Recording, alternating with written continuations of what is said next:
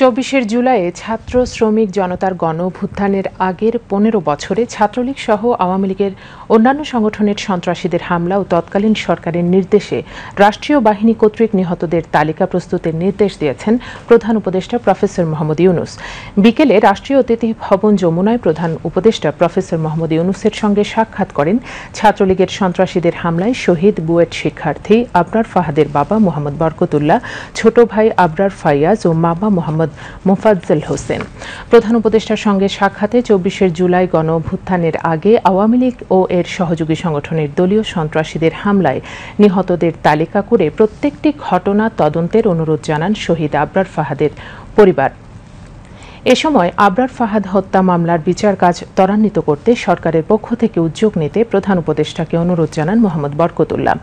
আবরার ফাহাদের বাবা বলেন, তার মা এখনও ছেলের জন্য আর্তনাদ করেন। আর কোনো মায়ের যেন সন্তান হারানোর কষ্ট পেতে না হয়, আর কোনো মায়ের বুক যেন খালি না হয়। তিনি আরও জানান, কুষ্টিয়ায় গড়াই নদীর উপর একটি সেতু তৈরির জন্য এলাকাবাসী দীর্ঘদিন ধরে দাবি জানিয়ে আসছেন। সেতু না থাকায় প্রায় ৩০,০০০ মানুষ ভোগান্তিতে পড়ছে। তাই সেখানে একটি সেতু তৈরির জন্য উদ্যোগ নিতে প্রধান উপদেষ্টাকে অনুরোধ করেন আবরার ফাহাদের বাবা। সকল শিক্ষা প্রতিষ্ঠানকে আরও শিক্ষার্থী বান্ধব করতে প্রধান উপদেষ্টার কাছে অনুরোধ জানান আবরার ফাহাদের ছোট ভাই আবরার ফাইয়াজ। পাশাপাশি বুয়েটের র্যাগিং বন্ধে সরকারকে কঠোর ব্যবস্থা নিতেও অনুরোধ জানান তিনি। প্রধান উপদেষ্টা বলেন, আবরার ফাহাদকে নৃশংসভাবে পিটিয়ে মারার ঘটনাটি পুরো জাতিকে স্তব্ধ করে দিয়েছিল।